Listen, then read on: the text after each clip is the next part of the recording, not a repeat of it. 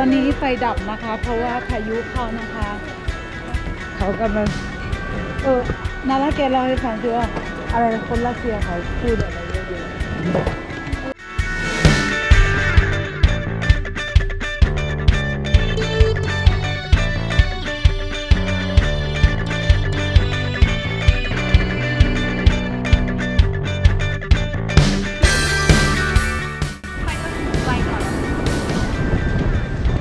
ขึ้นรถไฟเหรอตอนนี้ที่เกาหลีก็คือพายุเข้าใช่ตอนนี้ลมแรงมากคือแบบรถใส่ไปใส่มา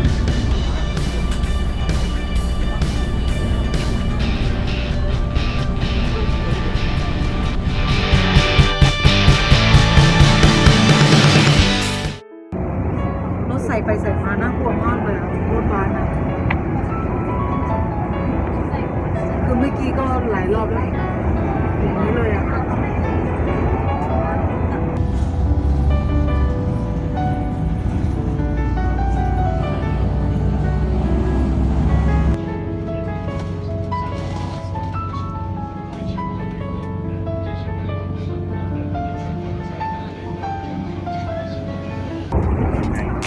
สองคนนั้นนี่เกิดพายุอะไรไม่สนใจค่ะ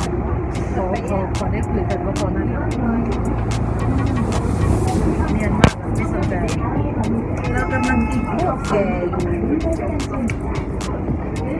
พวกแกแล้วเล่ามาฟัง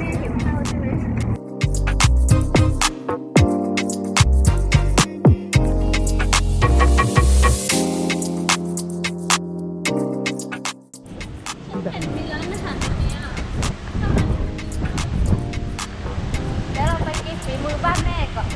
แม่พี่ก็คือทำอาหารอร่อยมากเลยอยากมากเลยเคยกิน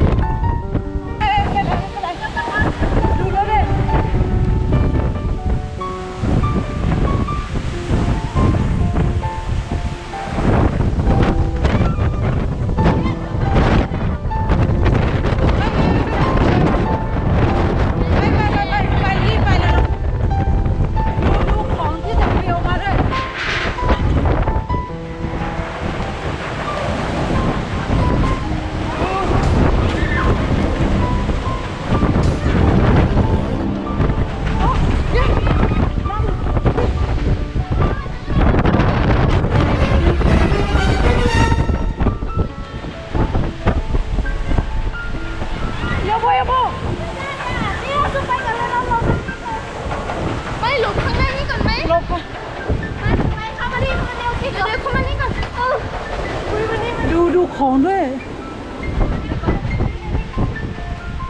เนี่ยจะถึงแล้วโอเคไปโอเคแล้วไป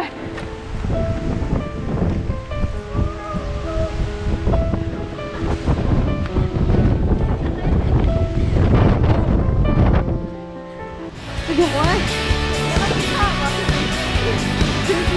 อย่าบอกว่า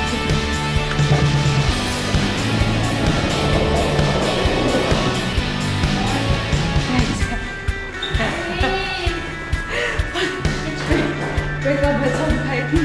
อันนี้ที่สุดเลยคือหน้าแดงเลยพี่สองตัวนี้อย่างนี้แบบไปไงจะเอากระเป๋าก็เอาเมียก็เอา โอ้ยไม่ไหวปวดฉี่มากเลยปวดฉี่ก็เลยวิ่งไม่ใช่เลยหรอก จะปิวจริงเมื่อกี้ขนาดว่าตัวเองใช่เนี่ยในกระเป๋าก็จะไม่ไอ้นี่เลย อุ้ยสุดยอดเลยอ่ะไม่เคยเจอ เช่นเมื่อกี้นี่มันล้มสุดๆมันสนุกว่า มันเล่นด้วยก็จะมันไม่ถึงขนาดนั้น ตอนแรกตกใจเห็นมันล้มอุ้ย ขนาดนั้นเลยจ้ะ ถ้ามันล้มอีกรอบนึงก็บอกอ่ะไม่ใช่ละ